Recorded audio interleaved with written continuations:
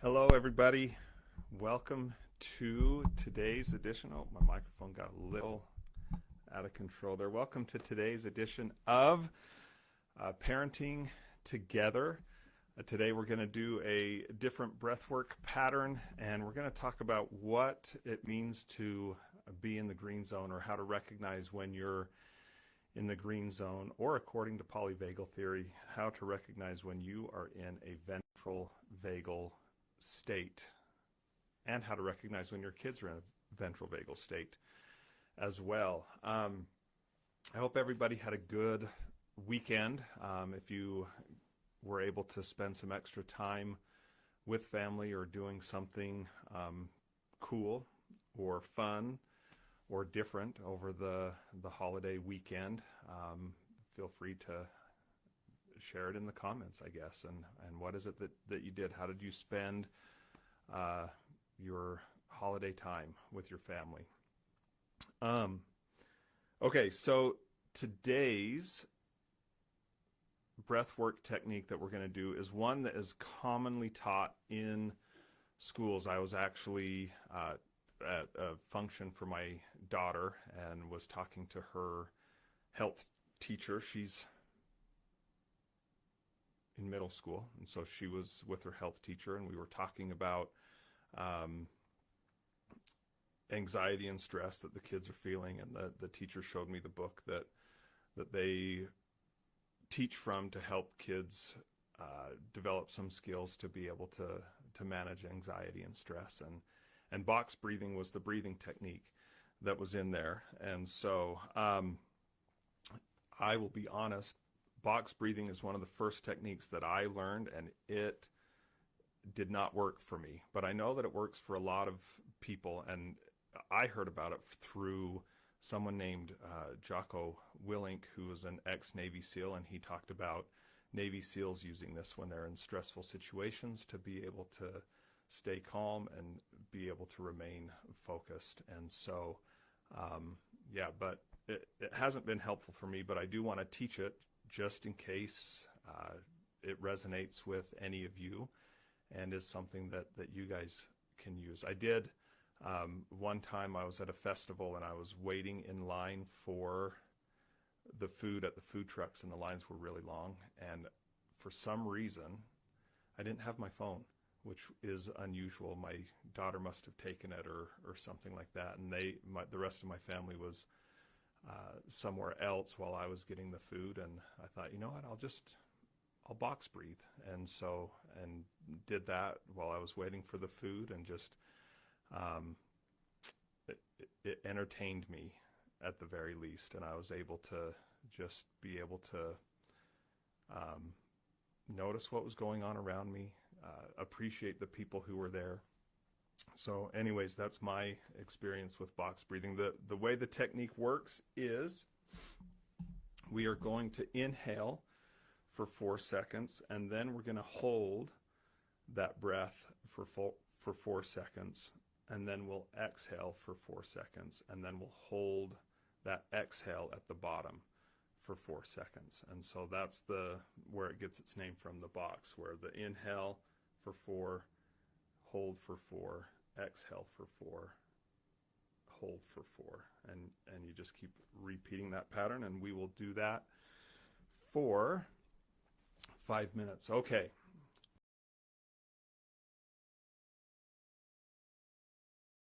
So moving on to recognizing when you are feeling like you're in the green zone, that ventral vagal state, and this is coming from polyvagal theory, and I'm going to be referencing this book, Beyond Behaviors, Using Brain Science and Compassion to Understand and Solve Children's Behavioral Challenges. And one of the basics of the book and using polyvagal theory in parenting is being able to recognize, or recognizing which state your nervous system is in. And so the next couple of sessions are going to be around understanding the different states of the nervous system that we end up in, and how do we recognize that, and how do we and what can we do to widen our window of tolerance so that we're in that green zone more often. So, okay, so I want you to take a second and think back to a time when you might have felt these things, feeling connected to other people and feeling social, and we all have different levels of how social of a person we are, but when we're feeling in that ventral vagal place, we are open to being connected to other people, and we're open to being with people, and recognizing people as they are, and being comfortable with being how we are. When we're in our green pathway or in the green zone, we're alert and we're able to take in information. We're relaxed. We're stable. We're balanced. We feel really connected, might be the best word, connected to ourselves, like we're not feeling anxious or upset, but we're just, things are going the way I expect them to do. Things are going well. I'm feeling safe. I'm feeling peaceful. So think about a time when you remember feeling that way. And remember what was happening. Where were you? Who were you with? Remember a time when you're smiling, and one thing that is key to recognize in that when we're in our green state is that we can experience all of the emotions of life, and we can experience life happening and not feel overwhelmed and not feel and when I shared before about the chimp knocking out the human brain, when we're in that green zone, we can experience all of the emotions. We can experience the sadness, and we can experience fear, and we can experience anger, and we can experience love and joy, and so being in a ventral vagal state or being in the green zone is not necessarily just that life is always happy and I always am feeling great and am loving what is going on, but it's being in a state of I can fully experience this emotion and I can be here with it and stay with myself, would be a place to say it, and not let my emotional brain hijack my behavior and my decision making. And so I don't want to set up an expectation that if I can always be in my green ventral state, which is because we're human beings, doesn't happen, but we can be there more often than we have been in the past. But even if I'm in that green ventral state, there is going to be disappointment, and it is okay to feel that. Like, all of the emotions are okay, and being in the green zone allows us to feel those emotions and to be able to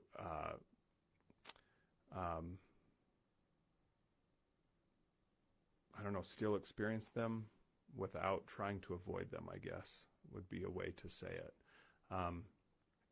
So anyways,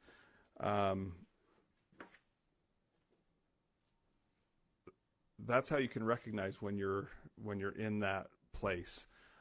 And sometimes we just get so busy in life and we get just moving on to the next thing, and there is so much that's happening that we aren't aware of what's going on inside of us.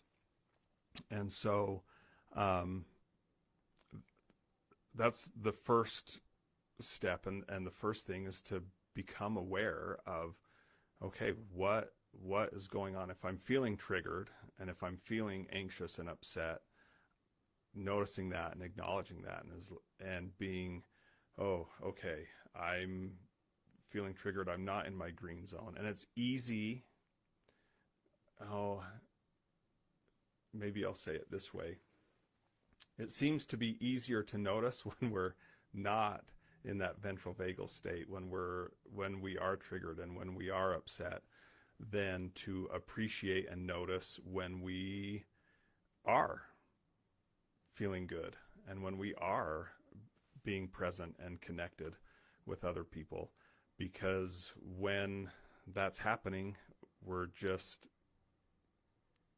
there and we're just in it, and we may not notice it. It might, I'd compare it to this maybe, and when we talk about noticing the things that your kids are doing right, and paying really close attention to catching them doing the things that you want them to do.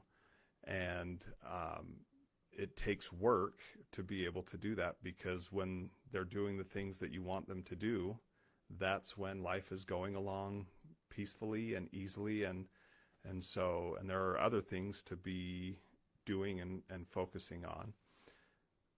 And it's very important to notice our kids, oh, they're doing exactly what I want them to do, and I want to notice that and acknowledge that.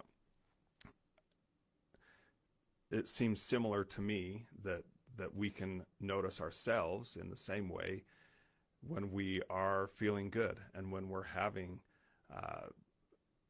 inner peace and when we're having times where we're able to be connected to other people. It's important to notice those times and to be able to sit with that for a little while longer than we might usually. One story that I'll tell, there is sometimes in therapy with preteens especially, a video game that we'll play that is really hard, and kids will spend a long time trying to pass certain levels, and they're so hard, and it always has brought up their frustration levels. And so that's kind of the purpose is in therapy, to be able to have something that they like doing that's going to cause them to be frustrated, and we can recognize, oh, it seems like you've gotten frustrated. Let's explore that a little bit. But one client had spent 7, 8, up to 10 minutes probably on this level, just trying over and over and over. And then they finally got through the level, and then we're just on to the next one. And we paused and paid attention to, wait, let's celebrate the success. Let's celebrate that you accomplished that and not move on to the next thing so quickly. Let's just feel what that feels like in our body to have accomplished something that we had been trying really hard to do, and let's just acknowledge it.